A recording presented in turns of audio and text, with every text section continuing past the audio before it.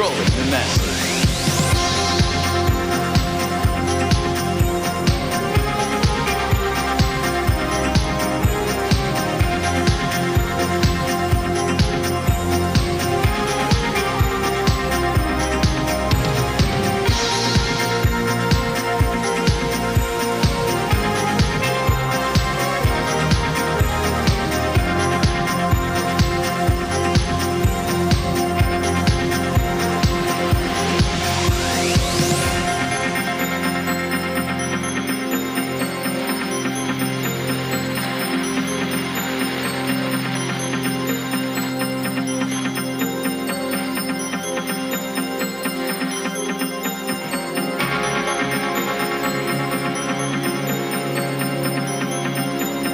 And now, broadcasting live from our near-Earth hub studio, we bring you this NBN Special Report.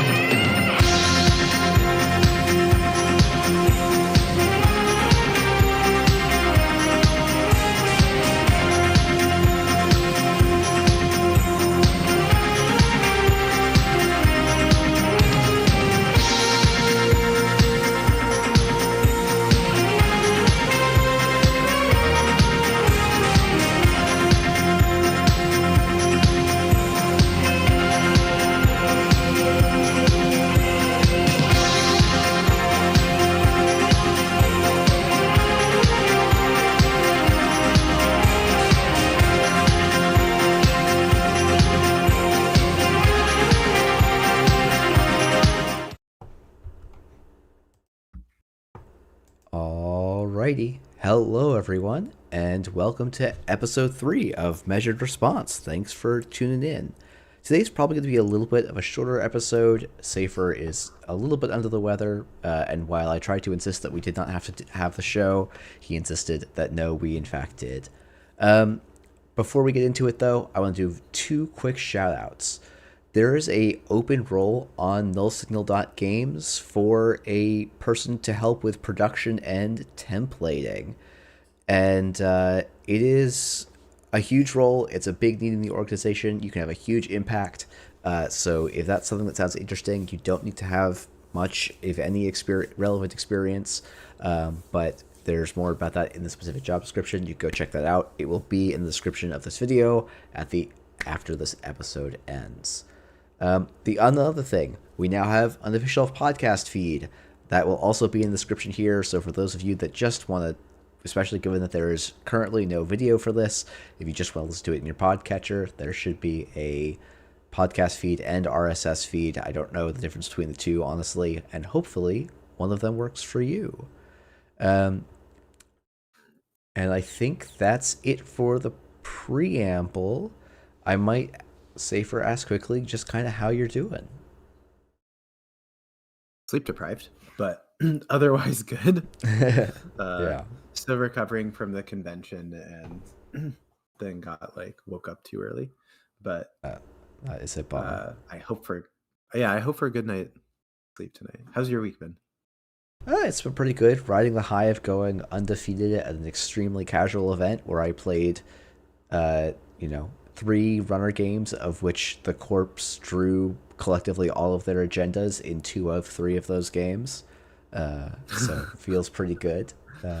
But yeah, I don't know. It was an interesting time, and the seeing a lot of new cards was fun. Seeing Let Them Dream out of Thule maybe a little bit less fun. But I think we've got a question about Let Them Dream later, so we'll talk about that. But we had one pre-recorded question submitted. I thought it was a good one. So we're going to see if the technology works so that Safer can hear it, I can hear it, and the stream can hear it all at the same time. Moment of truth. Hello Jeff, hello Safer, Veronica here. My question concerns Flood the Market. It draws immediate comparison to Fully Operational, a staple of HB asset decks. Was it the goal to make this a 3-influence tax for existing decks that used Fully Operational, or was Flood the Market always an NBN scoring tool, and the restriction just ended up working out that way? More broadly, how do you go about making each of the Corp factions feel distinct when using the same broad strategy, in this case, assets? If you have the time, can you briefly go over the 4 Corp factions and what makes their asset strategy unique? All right. So that was the question. Uh, do you have any immediate thoughts? Yeah. So Flood the Market, I think may have actually started very originally, like before everything playtesting, as maybe a purple card. Um, but it makes sense as a yellow card. And I think that I understand why people frame, these cards as like, here's this card and it is similar to this like known quantity, and I'm used to that being in this faction, and so it's a 3 influence tax. But I think that there's, I guess, a broader way of that I want to like look at these kind of things where, what does a single ice, multiple single iced servers, each with, a myriad of assets and or agendas behind them, like what does that look like for each of the different corporations? And sometimes it's like kind of designed around, so to speak, where you had like fully operational, that was clearly designed to support ASA group. um, but then you also have like natural ways that the strategies just develop. Like Alco actually ended up doing this, but it's not like, that was a particular goal for us. It just naturally kind of happened because of the meta and how things were going, and because it costs money to to stack ice on top of things. So I think that Flood the Market was mostly us taking lessons from seeing like Alco in the wild and seeing how it can exist in multiple different factions, and being like, okay, here's this a concept that we have for a card anyways. This feels yellow fast advance, like yellow is kind of like missing its fast advance kind of operations. We should bring them back. Mm-hmm. Also, like I know that fully operational Flood the Market is mostly being seen out of like HB at the moment, but I think that it totally could be played in NBN as well. Yeah. I was And actually probably will be in the future. Yeah, I was just about to say, like, one of the questions, like, oh, how does it think about assets within each faction? I don't honestly know that we're going to have time because this is going to be a somewhat abbreviated measured response section. But I guess, you know, we've actually seen the, like, ice and assets being mixed more and more. And I think some of that is actually just that because trash costs are lower, assets don't just protect themselves inherently. So every Yeah. faction needs to be able, if they want to play assets, which is like a card type that is worth and a playstyle is like kind of worth developing and supporting, um, that like you're going to need to boost the like every faction is going to need to have a way to interact. And so yeah, flood the market's a nice way to do it. Alco ended up having a bunch of different ways. It's like, oh, high value stuff behind taxing or damaging ice, and you put some interesting threats down. For a while had versions that were like you would have 1 to 2 ice and then like a mixture of ice and ice remotes. So I think it's I don't I think at least when I was playtesting, like Flood the Market was always an NBN card, and like sometimes you do have cards where you're like, oh yeah, this is strongest out of faction, and you do want to just make the factions play an influence tax. And I do think that's actually a fine thing as someone who's currently playing a lot of Arsana, like Viserum being criminal. Like yeah, it's primarily only ever an influence tax for Shaper, but like that's okay, and it does also mean that you can then support like there could be a future either Trojan or virus support at a criminal, and suddenly get to look at a card that was looked at one way as a new thing. And so I think it like I kind of when done well, the like influence tax cards uh can do that. And I don't even know that, and like I'm not even sure if the market is the best like influence tax example ever printed kind of Mhm. thing. So Yeah, I think that it's really like Netrunner. One of the interesting things about Netrunner is the faction system, and how it defines deck building. And I think the best way of us making use of that system, the way that it comes through is when each faction kind of has defined pieces and flavors, and you can kind of tell what a card is without like the nameplate, so to speak. Like if I just show you the card text and tell you it's a operation that does X, Y, or Z, most Netrunner players can be like, oh, this should be like this faction, or it feels like this card. And I think that I'm gonna be a little bit more concrete here with Flood the Market. Fully operational is going to rotate at some point, and so what does Flood the Market look like when fully operational isn't there to directly support it? Maybe it does start seeing less play in HB, and now it starts seeing more play in NBN, and people start experimenting with different ways of making use of it in NBN, and that's really exciting because it's new cards used in different contexts, and that's what makes card games exciting. Yeah, I guess I will also note, I feel like I've seen Flood the Market in like Alco be quite successful. I think I got flatlined by someone like install Flood the Marketing of Fuji and blowing me out with like a FUT and like a Bladderwort on the table. Like it was a niche scenario, but it's like it does seem like it's a card that can go in more than one place, which I think is nice. And so it's like, oh, if this card does fit in multiple archetypes, let's put it in the faction that is like kind of makes the most sense with. And like basically every, like a lot of the iconic like place advancement stuff that isn't place and advancement on ice is actually in NBN historically. So like putting this fast advance does make sense for like that faction color feel. Very cool. Should we move on to our next question? Should be a, well, I was going to say should be a short one. It's a short question at least. This one comes to us courtesy of Peter H, and it's just, was seamless launch a mistake? Yeah, this one could be its own episode, I think. But I think I will try to be brief, which is to say that I think that Seamless has gone through, I think if you asked me this question like 2 months ago, I have a different answer than I have today. And if you asked me like a year ago, I have an entirely different answer and perspective.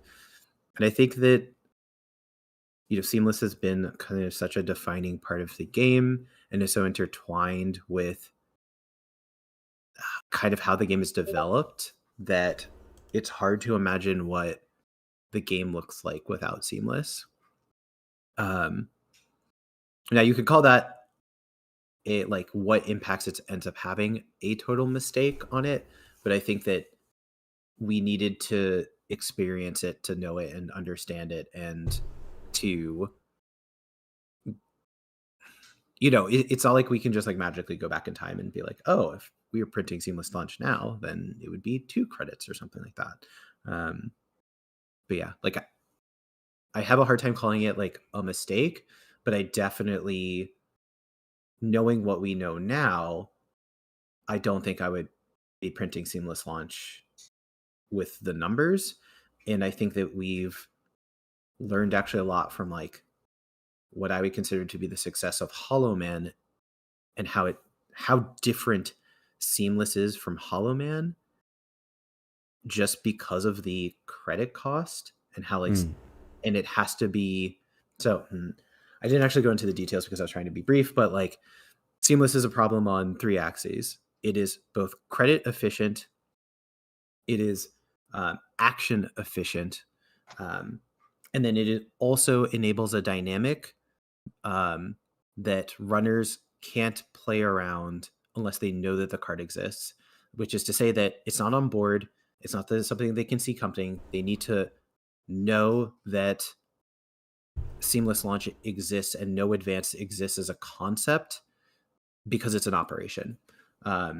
Whereas if it's multiple face downs, you have more opportunities to basically like run into the card and sniff it out and see what's going on.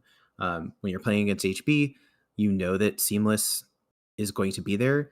and so to play around it a little bit more. But like the massive blowouts are usually in corp closed deck lists and like a Wayland. I seamless out my Assault I don't or know, something. SDS or something like that. Yeah. And you're like, I didn't know that this was a thing I needed to prepare for. Yeah, Jeff, what do you think? Yeah, I mean, it's one of those things where it's like, sorry, one sec. It's like I would never expect if someone was like, oh, Jeff, print system gateway 2.0, like seamless launch would not have the number it has on it. I'm not even sure if I would put the effect in at like, Yeah. it's like maybe I would put it in at 3 credits. Like I do think seamless launch is somewhere in that realm of undercosted. Like 3 credits in a card is like actually kind of what it should cost on rate to some extent to me. But it is like, I think it's done. It's an interesting point. So it's like the game, like I guess one way the way I always think about it is like games are always going to have like defining cards to some respect, right? Like if you went back to OG FFG Netrunner, it's like, oh yeah, you had Siphon, you had Parasite, you had Astroscript, and you had Noise. And it's like all of those cards were extremely powerful and defined what you could do and not do in the game. And I think Seamless is like, it is not the power level of those cards, but it is kind of defining the texture and format in a lot of ways. So like, it's probably not. It's like those are cards that like whenever you do a core set revision, which like probably is not something NSG is hoping to do anytime soon, given that it basically, to me, it still feels like Gateway just came out. Like, they're the cards that you do want to rotate, but they're not terrible. I see me here saying, wow, they feel like Seamless is only 1 credit undercosted. I don't know that I completely agree, because I think a big part of the power of Seamless, like the part that is, that to me is like the like, yeah, it's like efficient, but it's also, yeah, it's that thing you were talking about of like, I put a card in the remote and the runner has to just guess, right? If I put a Hollow Man and a card in the remote, okay, they know I have the capability, but they don't have they don't know if I have that capability with Seamless Launch in my hand. And then there's also like the interaction with PD, which obviously boosts it quite a bit. But I think we're seeing more and more Seamless getting played even just outside of PD. It's just like, oh yeah, like Leo is playing Seamless quite a bit, and it's like an essential card for closing out the game in a lot of cases, because it just represents uninteractable threat that the corp gets to present. Yeah, I think like I do think some amount of no advance as a concept is healthy for the game, in the sense that you have fast advance, you have no advance, and I think ideally you also have some form of, let's just call it slow advance. It's like really hard to make risking your agendas and making it clear that your agenda is like actually worthwhile to do. Like I don't think that we've particularly nailed that, but I think that no advance like basically has its place in the game. It's just that seamless launch is like requires you no, by putting seamless launch in your deck, you can also put less economy cards in your deck. It is so much card compression on top of it also being like all of the other things that it does on top of it. And so I actually don't know if 3 credits is correct or not. Like this is one of those things where it's like I could see the arguments for 3. I currently lean towards like 2, but it would just have to be one of those things where you would have to experience it and play with it. Because I think that it actually does do enough to say this card gives you the clicks to no advance, but you need to have the exact same amount of money that you otherwise would have needed to advance the card. Mhm. At 3, if you needed 2 of them, we are talking about like, nano management kind of levels of money for, the old days of no advancing a 4-2 where you nano management advance. Yeah, I guess I don't see that as a huge problem to me because I'm like, oh man, the like yeah, nano management scoring a 3-2 is 7 credits. Right now, seamless scoring a 3-2 is 2 credits. So it's just like I don't know, but I could see 3 being wrong and there being other ways to approach it. I also might just be like, you could try and design the game without it. And I think there's a lot of Yeah. I don't know. It's tricky because you want to make scoring really impactful and rewarding, and like part of that is all like you can't just be like, oh, we're gonna keep it really really hard to score, but when you score, it's really impactful because then you get this huge effect, right? Yep. Like you need to both lower. Sorry, this is gonna be the chemistry term. You need to lower that activation energy as well as increase the payout, and like you have to work on both sides to make the game interesting and dynamic. And like Seamless, I think does a like the role that Seamless is playing is like lowering that activation energy on making an agenda score happen, which is a good thing to have. It's just like probably not the like it's not the perfect version of that in all respects, but that's okay, I guess. Yeah. I have one final thought here, which is just like the financial aspect, I think in all our heads is really tied to Off-World Office as well. And Yeah. like Off-World Office is like actually like a large amount of money. And like while we're talking about like cards in System Gateway that could be looked at as like they're looked at less favorably now than like before rotation. Like Yeah. I mean, I think like I would Off-World Office would come down in credits too, you know? yeah, I would probably say Off-World Office is probably the larger mistake to me than Seamless Launch. Right, exactly. Uh, Yeah.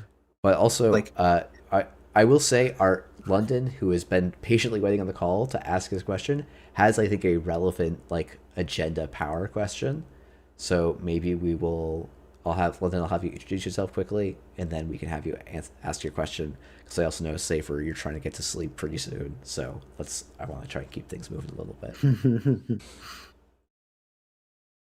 Yeah, hi, I'm London. I've been playing Netrunner for a couple of years, since Borealis.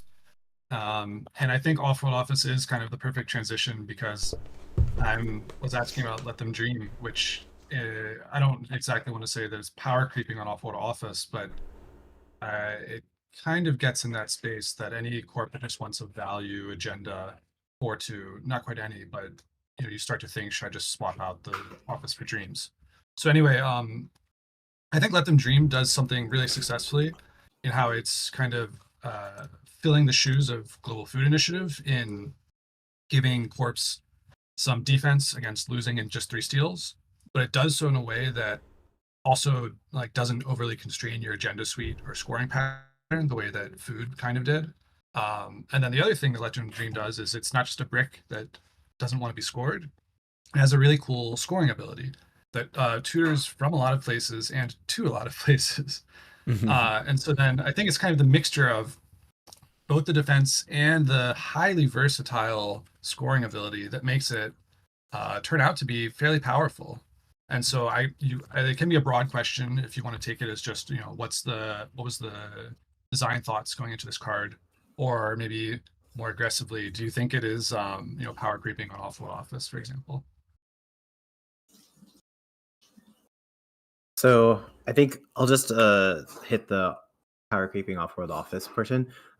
Since it costs an influence and since it's I would say doing like something that is not directly comparable in terms of its output, I think that I don't know. I wouldn't use power creeping to describe it, if that makes sense. Like, I think that it is a very real trade-off that you're making when you're putting a Let Them Dream in your deck versus like an Off-World Office, both because of influence, but then also because the additional economy that you would need to put into your deck, because if you needed to score some of those off-worlds throughout the game. In terms of like design direction philosophy, this goes back to I think I talked about previously on one of the measured responses, and also maybe the neon static um, preview, whatever you want to call Yeah, that, I think that maybe interview session. the first episode of Measured Response, we talked a little bit about the goal, like one of the goals of trying to make corpse resilient and like, Yeah, not losing on centrals. Like yeah, that is what like all of this comes back to, is that central question. And the team asking ourselves, what were some of the tools that were useful in the past? Why does it feel this, as extreme as it feels now? And what are the potential design avenues for exploring what that could look like? And so it started as, a slightly modified 5-3 with, -1 agenda point text, because I think that GFI was, I think it's safe to say, like, the most defining agenda in the game's history. yeah, I Jeff, think would you? so. Is No, that fair? I think Yeah. when Okay. I think in my like when it was rotating video, I was like, this is the most important card to rotate, maybe ever. Yeah. And like, in general, we are trying to make it so that the power level of standard is not where it was in the height of FFG days. And that means that like we can't just say like, okay, well, we should bring Global Food Initiative back, both for like power level reasons, but also just because of like, I don't know, London, like hearing you talk about like the different things about Let Them Dream, like I get the sense that you're like excited about the card, and you enjoy playing it, and that's just not the kind of reaction or experience you would have if it was just Global Food Initiative all over again, right? Um, Yeah, we I play agree these that cards. Yeah, it's a go lot ahead. better than food. Yeah. I guess Yeah, I so might. like Oh, sorry. I was just I'll wrap it up. There's some amount of like novelty that we want to do when we're exploring old concepts, and the question is like, what does it need to accomplish? And I legitimately didn't know what Let Them Dream was going to do out, quote unquote, in the wild. And it was just a matter of like, okay, we've have good processes in place where we play tested it, where different people have challenged other people's ideas, and we've done our best, and we're going to just release it out into the world, and we're going to see what happens. And if it gets, if it causes issues, then that's okay. We'll learn, and we'll know better. Will be doing a measured response in 2 years? Will someone call Let Them Dream a mistake? Who knows? Jeff, what were you going to say? Um, I was actually going to ask London to talk a little bit about like I don't it's one of those. I'm curious as to why you feel like Let Them Dream is like what your argument would be on why Let Them Dream is more powerful than Off-World Office. And I think there is a good argument to make there. I'm just kind of curious to hear how you would identify that. So to me, there's some corps that don't want to play a card like Off-World Office or Let Them Dream. Maybe you're fast advancing and you're just a 4/2 is off the table.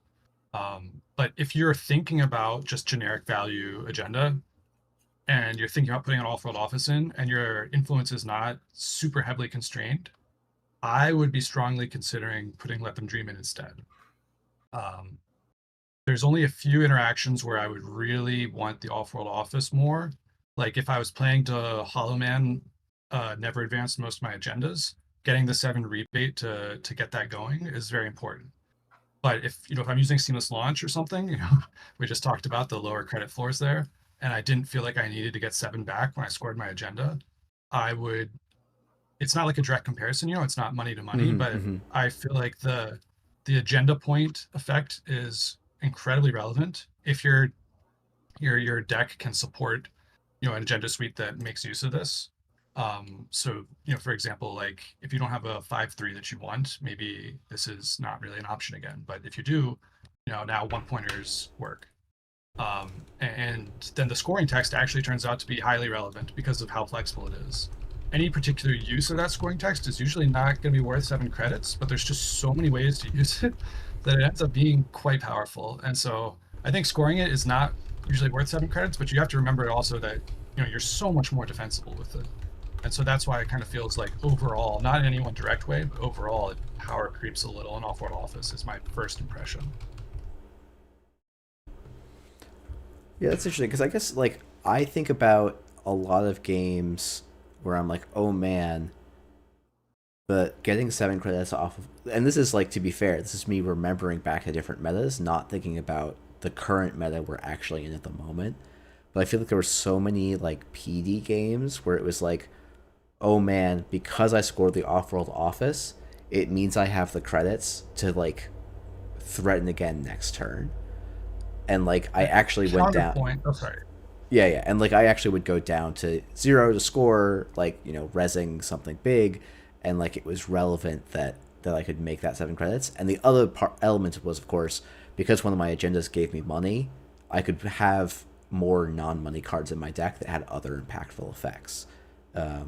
But that's not like a refutation. It's just like my immediate thought when I think of that. But I want to you had a thought, so. Yeah. So my counterpoint would be, in those PD games, did you ice centrals at all? Because I'm playing Let Them Dream, and I'm just like not icing centrals. I'm not rezzing, I'm not installing. I'm just saying you can't find 7 points before I can win. And maybe that's just me playing Nuvum, but I feel so safe with it.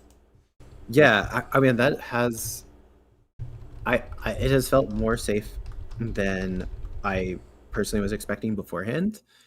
But the reason why I think that it's still like kind of comparing apples to oranges is because like you're playing differently. You're thinking about your agenda suite differently because Let Them Dream is in the deck.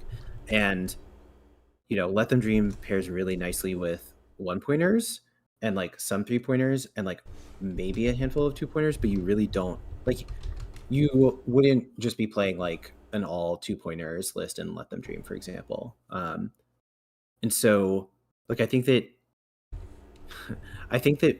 HB and specifically PD with being an 18 agenda point threshold makes Let Them Dream plus Train feel really compelling. But that Off-World Office versus Let Them Dream, comparison in like, I don't know, like a ban gun list or, and I haven't actually played enough new Vem recently, but like all of a sudden, you can really feel the impact of paying 4 credits to score your agenda, and then you go find it in your defensive, but you also have no tempo, and the runner then just takes that to take over control of the game. But I'm not putting agendas on the bottom of the deck. I'm putting them into hand and then into the remote more often. I mean, that's what I'm doing most of the time, but you also do need to have the credits to defend the agenda that that the runner now knows exactly where it is. It's a very Wayland thing to do. The other thing that Let Them Dream does is it combos really well with Myoshu. Now I know Off-World Office also does, right? 7 credits. But being able to say, here's my remote, you can spend everything to get in and get 1 point. And if you don't, because I'm right at threat 3, okay, we're halfway into the game. If you don't, I will win the game on the spot. Yeah. That is incredibly powerful to do from like turn 4 or something. Yeah, I think that's a fair point. And I do think that discrepancy, like, it does give you value. I do think, like, you are paying some cost and influence is also a lever. I also do, like, I mean, if you're Wayland, like, you were never running Off-World Office in Wayland, I guess, right? Like, so it's a little bit tricky for me to be like, oh yeah, in this deck that would never consider running this card, it's completely displaced by this other card. And I'm like, yeah, that makes sense, right? And Oaktown. I mean, Oaktown still saw play. Now, maybe it was just me in Ob, like when you had Awful as an option, because like having the forward momentum, like the turn you put it down, was worth the slight loss of value. Though I know that you definitely did run both Oaktown and Offworld in certain versions of Ob, but Ob is always going to do its own weird thing, I guess. I guess if we didn't have Oaktown, would you have run Offworld is the question. And it's kind of in the maybe space. But you are right that Yeah. Wayland has very strong agendas, and so they're less likely to play Let Them Dream because there's more competition there than, say, HB. Yeah. Yeah, I They mean, also some of have it is, yeah, HB has had terrible agenda suites since well, I would say had terrible agenda suites up until possibly now. Um, basically, after a series of rotations of cards. or since Vacheron. I think NBN has strong agendas, but they would consider Let Them Dream because in certain NBN decks, because one of the big ways that NBN loses is on like the last turn of the game. The runner just says, "Okay, I float all the tags, I run all your centrals," and Let the Dream really prevents that from happening. The thing is, NBN also now has strong, Witch Hunt and Crypto Crash that you both want to be playing, so Yeah. it's tough to figure out. Yeah, I mean, I think the nice thing for me about Let Them Dream compared to like an off-world office is like Let Them Dream like is a very unique effect. It's a big splashy effect, and it's not something that you're like, oh, every faction should have a Let Them Dream like card. Whereas like every faction should have a tempo positive agenda, and like yeah, Crypto Crash isn't actually tempo positive, but like it's the NBN version to some extent, and it's like HB's version is maybe Architect's Point. It's like all of those. There's like an agenda, a 4/2 that generates value. And it's like, oh, if they all have to just generate compared to strict value generation, like you actually couldn't beat Offworld in many factions, and it was hard to print cards that were fair that could beat Offworld. Whereas I think Let Them Dream, while it has this like a series of unique effects, it's not something where I'm like, oh, every faction is going to have an avoidance or a tutor to hand effect on a 4/2. Like that's not a needed thing. So it can be its own slice of power. And maybe it's too strong, but maybe it's I don't know. I think that'll be interesting to see. But Yep. I think we'll have to see how it turns out. Currently, it looks like it's very early, but maybe half of decks are playing it. I don't know. yeah, I mean that sounds about right to me. Like it's such an impactful effect. And it's like, to be honest, GFI was like probably 80% of decks for quite a while. Maybe even like there was probably metas where GFI was 100% of decks, and like that might not mean that it's unhealthy. It might mean like, and this is a question that I think we'll not going to get to today because Safer was supposed to be in bed 6 minutes ago. But like changes to the rules of the game, and it's like, oh, maybe Corpse, maybe 20 points was actually too many to go in a Corp deck with the current with like the ratios, right? And like Let Them Dream can be a soft patch for that. But I don't know. I think it'll be interesting to see how things evolve. Like I could see it being really impactful right now, and then also be a card that like, something changes. Like Corpse, like runners, instead of having like conduit level power central access, we get indexings and mediums, and like the central power of runners goes up. Maybe that actually keeps Let Them Dream actually more impactful, and it's actually that the remote busting would be the thing that disrupts it. I'm not really sure, but Yeah, I was gonna say I don't think we're going back to a medium world. That is like a it. If Let Them Dream, if Let Them Dream ends up creating problems where runners are struggling to access enough agendas to win, the answer isn't to like that is how you end up with power creep. That is how you end up with like FFG era, like balancing. yeah, that's fair. And I should also explicitly say, not a knock to the FFG designers at the time. We have like a decade worth of additional knowledge to now work off of, right? Yeah. Cool. Well, thank you, London. And do you want to do any quick shout outs? Nothing off the top of my head. Thanks. All right. Thanks for coming on. All right.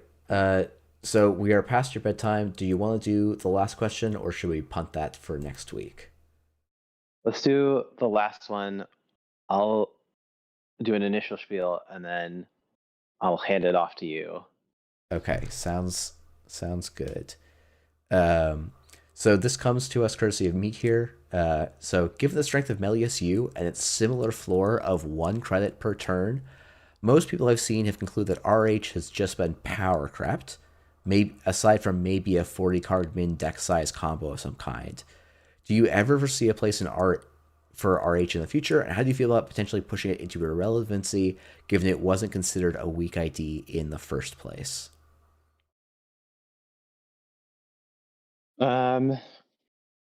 I think that I don't have uh, I I don't really have an issue with one card being used in most circumstances over another card when they're kind of not directly comparable, but like fairly comparable.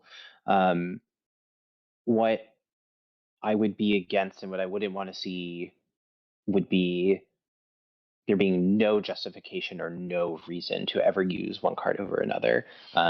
And RH giving you a 40 minimum deck size and allowing you to play a different agenda suite that is impossible to play anywhere else in Jinteki means that it will always have a consideration. That doesn't mean that it will be better than the other options. But with we just were talking about Let Them Dream and how for PD, that 18 agenda point threshold is actually pretty meaningful. Uh, if a Let Them Dream deck, uh, I don't know, if Fuji had a if Jinteki had a different kind of defensive Yeah, agenda other than if Fuji, Jinteki had a like future perfect style 5/3. exactly, exactly, then like you could see like why you might choose RH over Milius just for the agenda suite. Yeah, And I was gonna say like I think the different like for corpse deck size is actually part of like a significant thing in the ability, and being able to play a 44/18 as opposed to a 49/20 like is actually some amount of power that I think could make, even though RH is probably not going to be the like leading choice, it's still going to be I think a reasonable option in a lot of cases. yeah, yeah.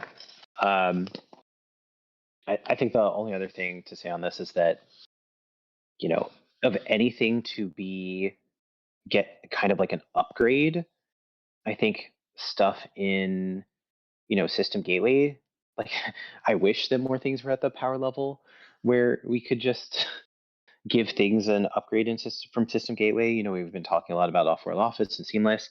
Like, wouldn't it be great if we had a, not so stellar baseline for no advance, and then we could give a no advance tool that is like more conditional than seamless, but is more powerful. Like that's just a better place for a card game to be when you have rotations for consideration. Yeah, Um, it's yeah, I think it's there is this is maybe another element. It's like no one's complaining that like Zaya is just kind of a little bit worse than all the other most other criminal IDs that get printed in a mainline set, right? yeah, So it's a little bit interesting to see people go like, oh man, RH is like it's wild to see a system gateway ID get power crept. It's like I think the like there's a tension when they were designing gateway of like you want to make cards that are relevant to entrenched players, but you also want to have these be like the floor of your power level rather than like the definition of your power level, which is just like a very difficult thing to do. So it's like I actually think in general like seeing gateway cards not be defining the power cap and being okay with IDs having a yes, this is not strictly better than a gateway ID, but in most game states, it's going to be outperform a gateway ID by a little bit is probably like philosophically okay. Now, whether or not that like there's a like philosophically versus like the real I'm gonna call it the real politique, like the like actual lived experience of playing and being someone in the community, like that might not always be the case in how things feel. So yeah. I think it's kind of telling that in the question it was like RH was, they were like RH wasn't bad, like RH was pretty good. It's like yeah, but RH wasn't. It's not R plus. It's not PD. It is not. It is probably actually almost exactly where you would want the system gateway base identity to be. you know. Yeah. Yeah. Cool. Sweet. Well, I think I'm gonna go sleep. yep, you can go to sleep. I will wrap up the show. We only managed to end the 15 minutes earlier than normal, but so it goes. So once again, for everyone tuning in, we'll be back for hopefully a full length episode next week. We'll all say goodbye to Safer aggressively until he leaves. Goodbye, Safer. Have a good night. Okay, bye. Okay, there he goes. Once again, please go and take a look. There's a role for helping NSG with card templating, getting things ready for production. This is a super important role. It's a way to have a huge impact with a relatively limited, this is not a role where you're going to be doing things constantly, but it's a huge impact role that we're looking for. And yeah, we'd love to have you on the team. And then also share this video series or podcast feed with your friends. We'd love to get more downloads. We'd love to get more people sending in audio questions or staying up to ask some questions. So I will re-up the links and everything, probably just turn them into permanent links because bots have not been spamming everything yet. And that we would love to get more questions from more people. And we'll try and keep figuring out the right way to get this done because I've been having a lot of fun talking with Safer. I've been having a lot of fun answering your questions. But I also don't want it to be the same 5 people ask Jeff and Safer questions every week. And I think probably that will be it. I'm trying to decide if I want to talk about some of the comments that I thought were interesting without Safer. But I think for podcast posterity, I'm going to stop it here. So thank you everyone for tuning in. Okay, cool. I just stopped the podcast recording, so because I'm just going to try doing it so I can just make the podcast more easy. So I am going to actually keep streaming for a little bit because we've got 30 minutes until Safer goes live. So quickly, I want to talk about Toron's comments because I thought it was an interesting thing. Toron said, one of the most interesting things about Let Them Dream is that I feel very different about it in games in GFI. GFI was such a pivotal card scoring decks that having them stolen felt pretty bad because it made it so much harder to win, whereas Let Them Dream feels the opposite with Yi never minding the corpse scoring it. I think that's a really interesting dynamic where, if you were playing PD, even though when the runner stole a GFI, you had to find your one other GFI to actually score out in 3 scores, and otherwise it actually re-leveled the game to be 4 scores for both people, which is definitely an odd one, or an interesting one, I guess. And yeah, I have personally not minded when people score Let Them Dream that much against me. Oh no, you put your 5/3 on the bottom of the deck. Okay, I'm just gonna remote camp harder or try and figure out the right way to make you shuffle R&D and kind of reset that effect. I think that's maybe something I didn't think about when talking with London. It's it's only the best mode is obviously grab the agenda and start jamming again, but you have to be in such a good board state for that to be a thing, which I think is kind of interesting. So that's my quick thoughts on that. I guess a question for the people tuning in, should I just end the stream here or do we want to do some Slay the Spire too? Because it's honestly just what I'm going to do anyways. Yeah, that seems fair to me here that sometimes you do have to just touch every agenda. That definitely happens. I think I had one of my games on the weekend, I ran Archives against a Thule deck and effectively hit 4 1-pointers, which was very tough. And yeah, I won't play it. I won while running HQ. So yeah, but forcing shuffles against deep dives, forcing shuffles with Spin Doctor. Oh, actually, yeah, that's one of the interesting things I think about Let Them Dream is it's actually not a good op card, which, always good to have cards that are not good op cards in the format. And they're also not good, I'm going to say good Alco cards, but really I mean good Moonpool. It's not a good Moonpool card for a similar reason where you just have to shuffle your deck more than normal, so you get a lot less value out of the typical thing. But yeah, I guess I will end the broadcast there. Thanks everyone for tuning in, and yeah, maybe we'll get some more shuffle effects and Crim in the next set. That could be fun. And maybe we'll just get a showing off reprint and Anarch. That could be funny. And with that said, thanks everyone, and we'll see you all next week. Bye.